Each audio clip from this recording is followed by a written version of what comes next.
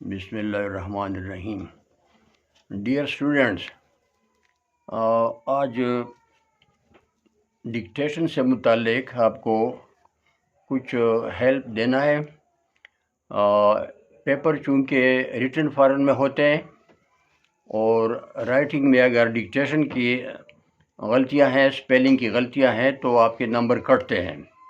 तो इसके लिए हम सेलेबल को तवज्जो देंगे कि सेलेबल क्या होते हैं। वो किसी भी वर्ड में जो स्पेलिंग की गलतियां होती हैं वो अक्सर वावल में गलतियां होती है। वावल जो है वो 5 परमानेंट वावल हैं, A, E, I, O, U, जो आप जानते हैं। और इसके अलावा एक कंडीशनल वावल है जो मशरूत वावल है, वाई अगर किसी लफ्ज़ के आखिर में आए तो ये वावल समझा जाता है, बसूरत दीगर अगर दरमियान में या शुरू में तो वो वावल नहीं होता। तो अभी हम लिखते हैं कि सेलेबल क्या है। व्हाट इज़ अ सेलेबल, ये क्वेश्चन है।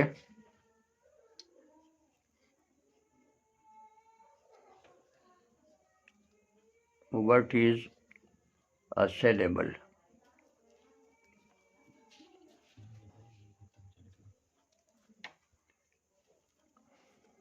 इसकी डिफिनीशन है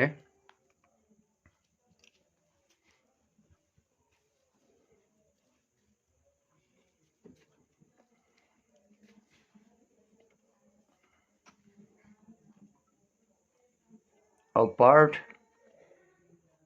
of an English word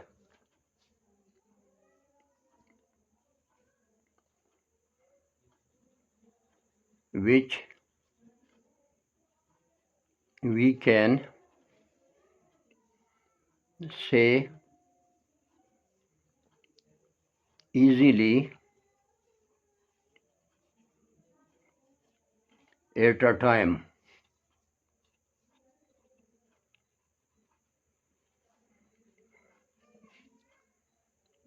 Is called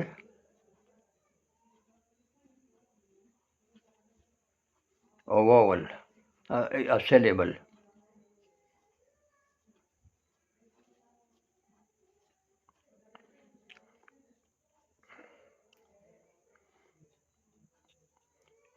Each and every syllable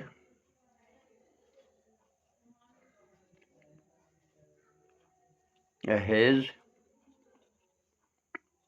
a vowel in it.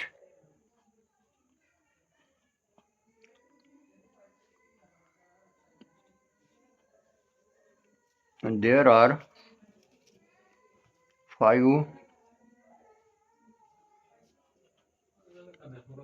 permanent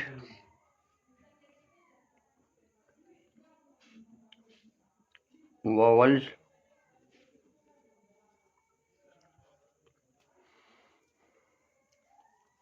A,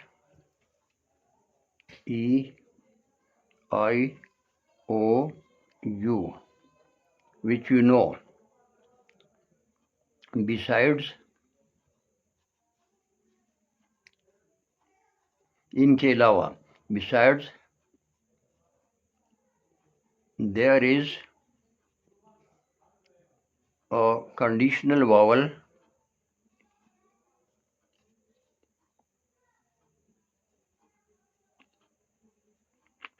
conditional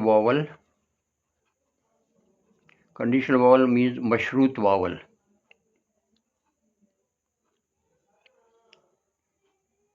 इसके साथ शर्त है, conditional vowel Y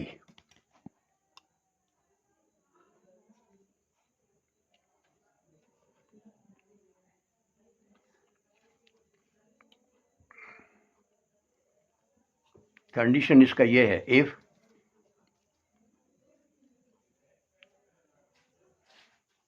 if y comes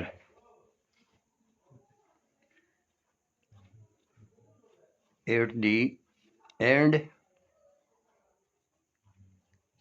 of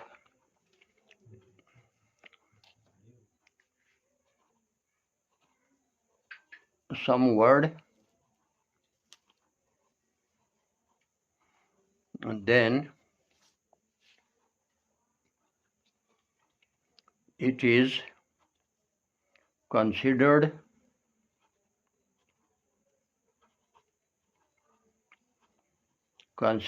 as vowel.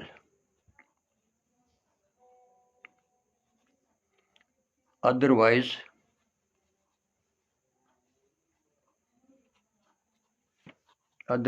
not.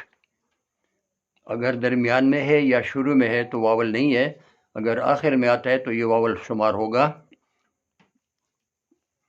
e.g. exempli gratia,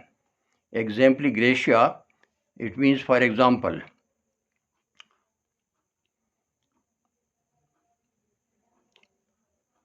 B-A-B-Y, baby is a word, but we can say this word 2 times easily, and it has 2 syllables.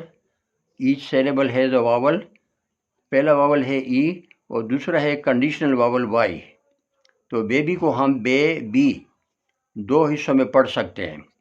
तो इसके ये syllable है 2 और हर syllable में vowel मौजूद है ए और Y conditional है और ए परमानेंट वावल है। बेबी, देखिए ट्राई, TRY, ट्राई नाउन भी है वर्ब भी है। तो ट्राई में एक ही सिलेबल है और एक ही इसमें वावल है जो कंडीशनल है। ये एक ही सिलेबल है, ये 1 और ये 2 सिलेबल, ये 1 सिलेबल। और देखिए ब्यू, BEAU, ब्यू, ये पूरा एक सिलेबल है ब्यू। टी, ये दूसरा सिलेबल है, इसमें वावल है वाई। एक से ज़्यादा होंगे वावल, इसमें 3 वावल हैं ई, ए और यू, लेकिन एक खामखा होगा, एक इसमें लाजमन होगा। ब्यूटी और फुल, FUL, इसमें यू वावल है। तो ब्यूटीफुल एक 3 सिलेबल वर्ड है और ये एडजेक्टिव है ब्यूटीफुल। इसके जो कंजुगेशन है डिग्रीज ऑफ एडजेक्टिव, वो ब्यूटीफुलर, ब्यूटीफुलेस्ट वगैरह नहीं होते हैं, ये होते हैं मोर और मोस्ट से। Beautiful, more beautiful, most beautiful. ये जो भी वर्ड, जो भी एडजेक्टिव 3 सिलेबल के होंगे तो उनके कंपैरेटिव डिग्री, सुपरलेटिव डिग्री बनते हैं मोर और मोस्ट से। Beautiful, more beautiful, most beautiful. इसके अलावा देखें कान,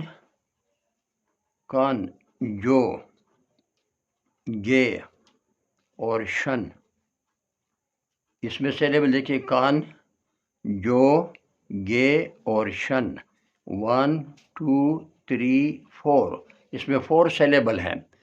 इसको हम 4 times easily we can say the word conjugation is कान, जो, गे एंड शन। और इसमें हर सिलेबल में आपको वावल नज़र आ रहा है। कान में ओ है, जो में यू, जी में, गे में ए और शन में 2 वावल हैं, आई और ओ। तो ये 4 सिलेबल का एक लफ्ज़ है। ये नाउन है कंजुगेशन, जिसको गर्दान कहते हैं उर्दू में, कंजुगेशन। तो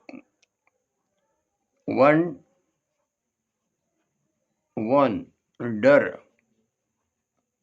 और फुल, वंडरफुल, इसमें भी 3 सिलेबल हैं, वन, डर और फुल। तो ये 3 सिलेबल के एडजेक्टिव, ये बड़े बड़े वर्ड्स आपको लिख कर दिए हैं। इसके बाद देखिए स्मॉल वर्ड जो है, देखिए ऑन, इसमें ओ है, इन, इसमें आई है, टू, इसमें ओ है, अप। कोई भी ऐसा वर्ड नहीं है इंग्लिश में, पूरी इंग्लिश देखें उसमें ये वावल खामखा होगा। इज़, आई इसमें आ गया, तो ये इसमें तमाम में वावल आपको नज़र आ रहे हैं। तो इसको बस इतना ही समझ लें कि ये आपके जहन में हो कि किसी भी वर्ड में जो गलतियाँ होती हैं वो वावल में होती हैं, और वावल में सिलेबल होते हैं। तो सिलेबल में आपने वावल को तवज्जो देनी है कि उसमें गलतियाँ ना हो, तो आपकी इम्प्रूवमेंट हो जाएगी डिक्टेशन में, और रिटन फार्म में जो पेपर होगा वो बेहतरीन होगा, इसमें नंबर आपको अच्छे मिलेंगे। तो आज का ये सिलेबल वाला आपको लेसन दे दिया। इसके बाद दूसरा लेसन है एक,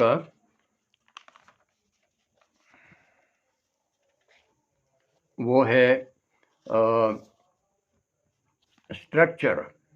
हमें अब किसी भी जुमले का, इंग्लिश जुमले का, सेंटेंस का स्ट्रक्चर का पता होना चाहिए कि structure of an English sentence.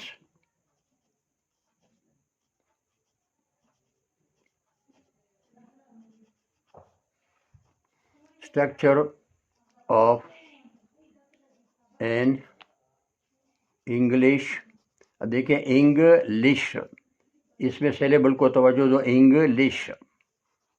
Structure of N, ये सिलेबल को भी आप तवज्जो दिया करें। आप जब भी आप इंग्लिश पढ़ेंगे टेक्स्ट बुक में तो सिलेबल को ज़रा तवज्जो देंगे, वावल इसमें आपको नज़र आएंगे, और इससे आपकी डिक्टेशन इम्प्रूव होगी और राइटिंग आपकी सही हो जाएगी। तो राइटिंग से आपकी राइटिंग से गलतियाँ आहिस्ता आहिस्ता निकलेंगी और आपकी इंग्लिश जो राइटिंग है वो दिन ब दिन निखरेगी। तो structure of an English sentence,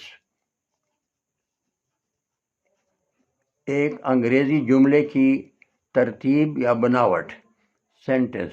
इसको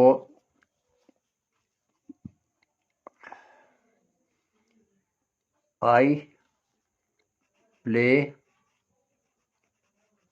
फुटबॉल,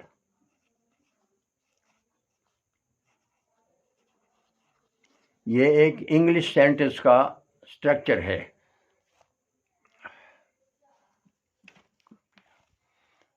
तो आई प्ले फुटबॉल, इसमें देखें आई को कहते हैं सब्जेक्ट, ये काम करने वाला है, सब्जेक्टिव केस है।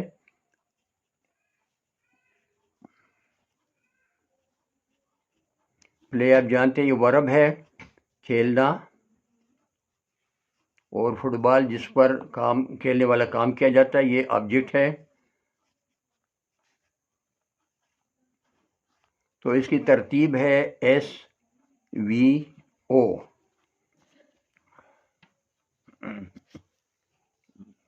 SVO, subject verb object. और यही इसका जब हम ट्रांसलेट करेंगे तो वो तरतीब तब्दील है। अब वो है एक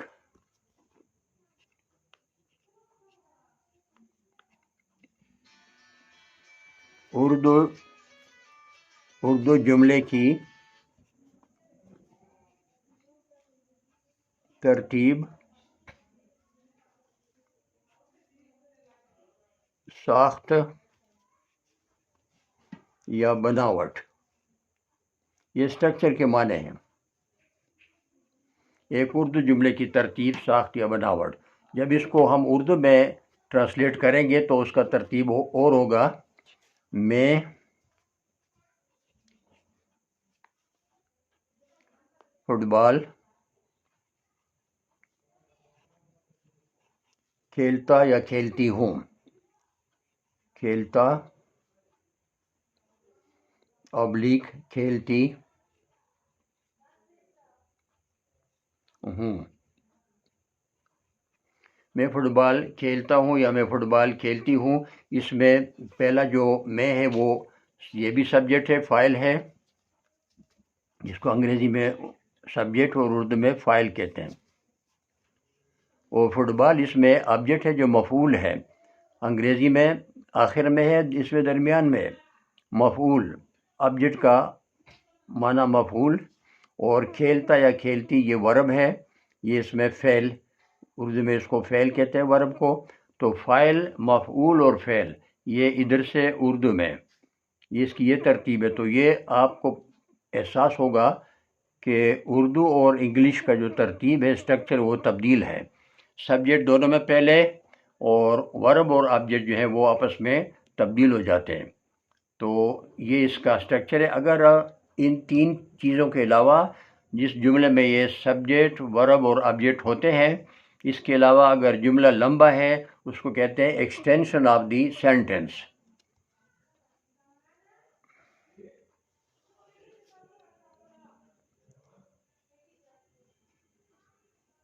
एक्सटेंशन यानी जुमले का ज़ायद हिस्सा, एक्सटेंशन ऑफ द सेंटेंस।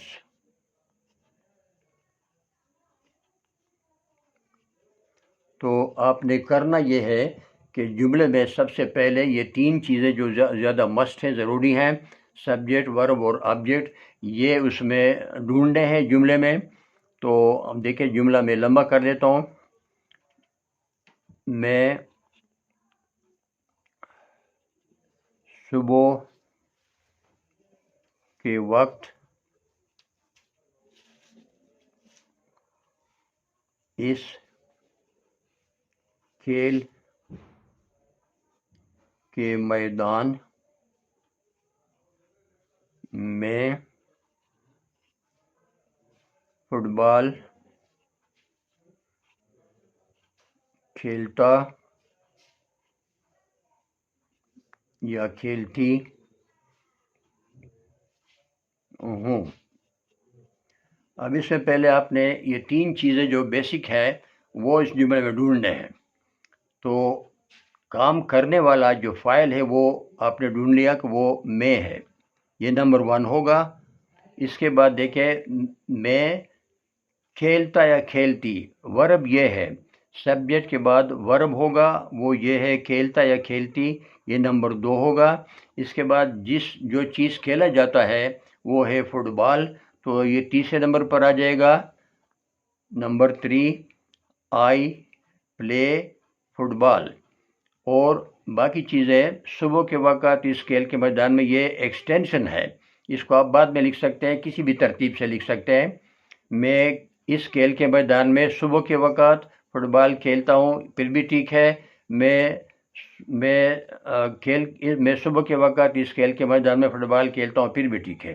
तो इंग्लिश लिखते हैं, आई प्ले फुटबॉल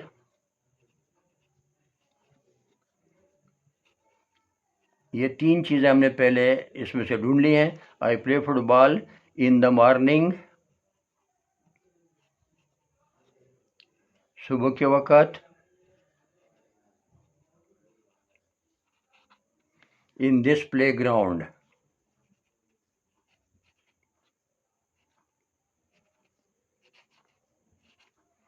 इस खेल के मैदान में, इन दिस प्ले ग्राउंड। तो ये इसका तरीका है।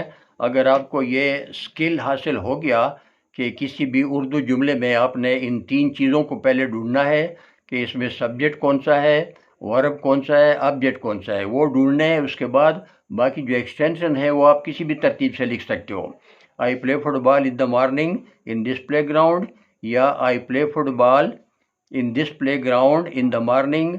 अगर और भी बढ़ाना चाहें तो I play football in the morning in this playground with my friends, ये भी लिख सकते हो। तो बाकी चीज़ें बाद में लिखना है, लेकिन ये तीन चीज़ें जो है ये ज़रूरी है। इसके स्ट्रक्चर आप समझ लें तो आपको ऐसे लिखने में, लेटर लिखने में, स्टोरी लिखने में बड़ा फ़ायदा होगा।